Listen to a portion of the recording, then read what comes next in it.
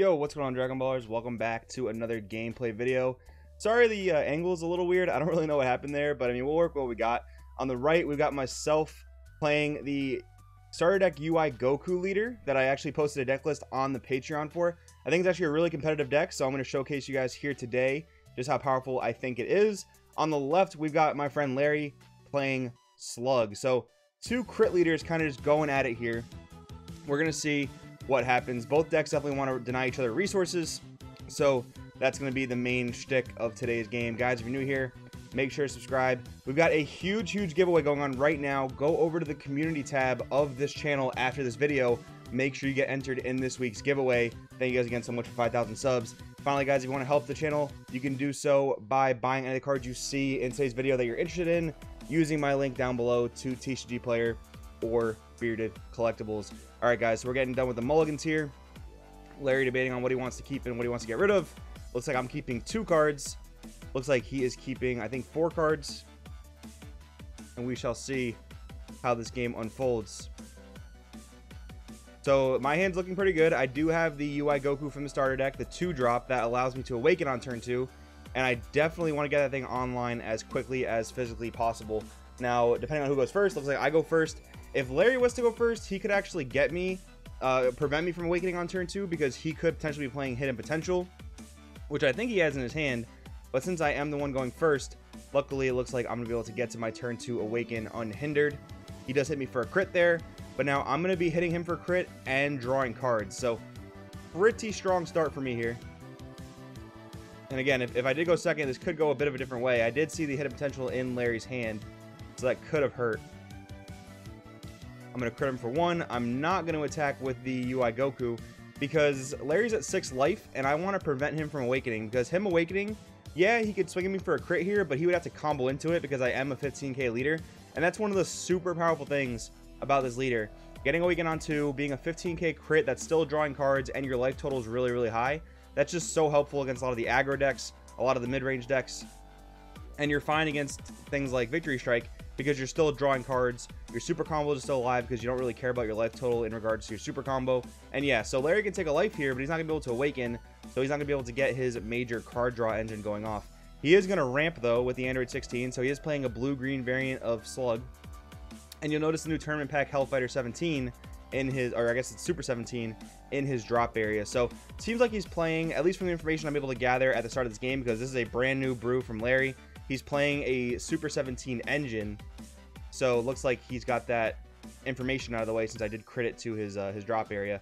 Now I'll attack with my leader, put him to 4 with the crit, and I'll be able to swing at him for another pressuring blow with the UI Goku, because now he's at less than 4 life. So now I do just want to put on as much pressure as I possibly can. We're going to force him to awaken here. My leader swings and gives the UI Goku plus 5k. So that's going to be a 21k beater that he will have to decide if he wants to combo out of or not. So you'll notice I also charge a tapped energy. That does happen a lot. This deck does run a pretty high amount of blue-red cards, but that's generally okay because a super combo does untap blue-red. So even if you have to charge it tapped, it's not the worst thing in the world.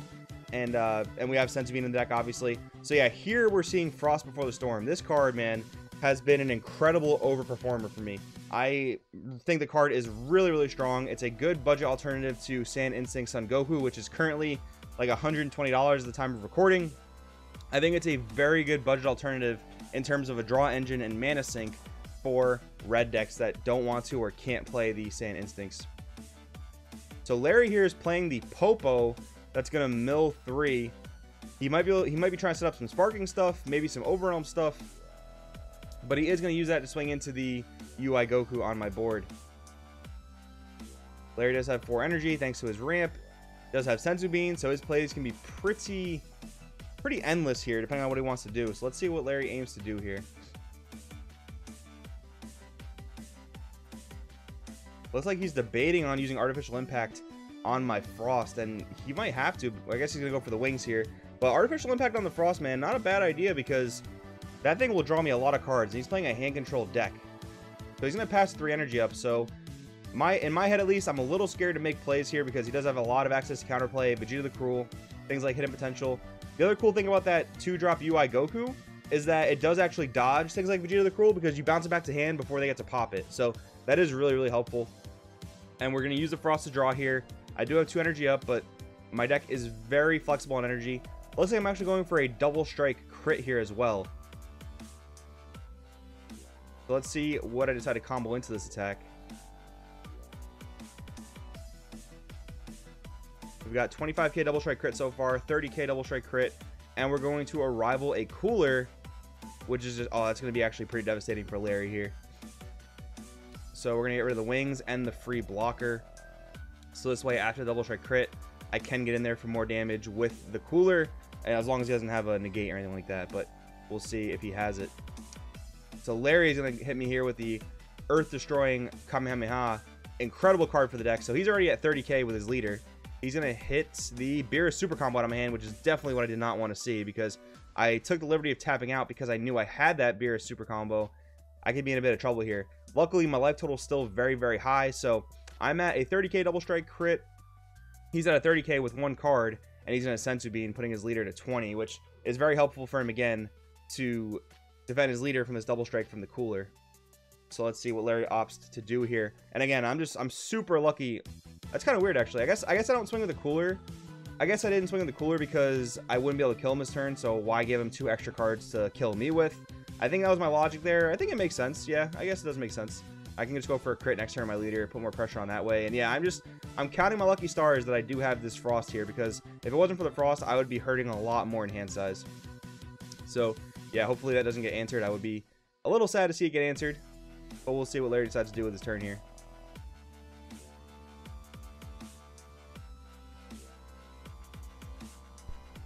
Larry's still possibly debating on charging. Okay, yeah, he's thinking about charging the free blocker there. He also isn't doing super hot in hand size because I am a crit deck as well, so I did deny him of some resources. He's going to go leader into leader. Oh, that's another reason why I didn't swing at the cooler, because I wanted him to swing at my leader so that I could start getting some card advantage, because he has to swing to draw. So that is pretty helpful there that I'm able to get some cards now. And he's throwing a super combo in the mix. That's a little strange, kind of interesting. I guess he's digging for something. I don't think he's necessarily trying to force damage there. I think he's more so digging for something. Gonna tap 3 here. He is gonna go artificial impact. Interesting. Possibly not. Okay, no artificial impact. Thinking about going for the Android 16 Evolve, which I think is a pretty powerful play here, but I do have a board that he needs to deal with, because the cooler is gonna put pressure on him. The Frost is gonna get me a lot of advantage. So Larry, I just think, is kind of deciding what the best line of play is. If I was Larry, it's tough. I mean, it doesn't look like he has any negates in his hand. So with that in mind, maybe getting rid of the cooler is better than getting rid of the Frost here. But he is going to go for the Lord Slug play. That's going to bring out Angela from the drop area and untap an energy, I believe. So he's going to go 15k crit at the leader. I have to discard a card because of Angela's auto there. I will take the crit. I'm still at 5, so we're doing okay. We're doing pretty okay. It's a pretty interesting game so far. This denial of resources, and Larry is surmising a pretty good board now that he was playing from a little bit from behind, but he's got a pretty good board state now. I'm at 5 energy here. I need to do something about his board. I'm going to draw one off Frost. Again, card's really, really good. Looks like we're going cooler into Angela. Okay, he's going to block it there. I'd rather, yeah, you swing the cooler into the Angela, because I want, if the Angela were to die, I'd rather go crit at the leader. But looks like he's going to defend the Angela with a blocker. Now I'm going to go 15 into 15. We'll see if Larry decides to save the Angela. And I do draw the Vegeta counterplay, which is actually pretty huge here, because that's a board wipe. That's a pretty much a guaranteed board wipe. He can hit and potential it, though, so Larry does have the outplay for it. Interesting. Larry is going to combo off the Slug there to keep the Angela on board. But he'll have to reestablish another Slug's army. I believe Angela is a bond card, so I think he'll need at least one more Slug's army in order to get that ditch off. But it does still have crit, so crit definitely not bad. Frieza's Death's Embrace. Larry's seriously considering hidden potential there. Okay, that does give me the open window for the Vegeta board wipe. Is it worth it to tap myself out though? I guess it is. I guess it seemed worth it at the moment. Let's see what happens here. So Vegeta's going to kill 2 guys there. I do have the ability to put some pressure on him, but I'm going to choose, again, not to. I'd rather keep him at 4 life, keep him a little bit lower on card advantage, and then just go all in with Cooler, Vegeta, my leader, as much as I can on the next turn. We'll see what Larry opts to do here. That board wipe did hurt because he chose not to evolve the Android 16. So now that other 16 is kind of just dead in his hand. I believe its effect only works when it evolves. Sorry for the bit of shaking too, guys. It's, you know, we record this at a locals. Tables aren't the sturdiest things ever, so... but I think we're doing okay with the vision on the game. So we're going leader. I'm not sure if he's attacking my... Okay, he's going leader into leader. Okay. He could have wanted the cooler, but maybe he's trying to put some pressure on this turn. Yep, okay. He is trying to put pressure on this turn. So the... Looks like the Slug Agent of Destruction. I might have a counterplay to this. I don't know. Okay, no, I'm discarding a card for the Slug. Yep, that's what's happening. So Larry's tapping a total of 4 energy to bring the Angela back from the drop area. 20k into the cooler. I'm gonna combo the Vegeta to save the cooler because cooler is way more valuable. Discarding a card off of Slug, and he's gonna go for a double strike crit. But I do have the Frieza SCR in my hand, so yeah, I don't really have the resources to save that. And Larry's turn is pretty much over. He's pretty low in hand size, and I think that just sealed the game right there.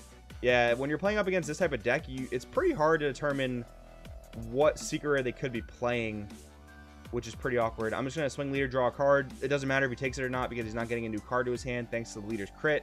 He is going to combo to save the crit, and that's a quad strike, and he has no cards in hand, and that guarantees the game right there. Yeah, so like I was saying, it's hard to determine what secret rare they'll be playing in a deck like this. Like, one, it's not a deck that's on anyone's meta radar, but it's also a deck that could be running a multitude of secret rares. So, pretty cool game there. I think the deck is really, really powerful. Again, that is on the Patreon at the moment. I'll probably do a deck profile when Draft Box 5 comes out to show you guys the updates, but for now, I will link that in the description if you guys want to see that deck. Thank you guys so much for watching and for your support. I will see you next time.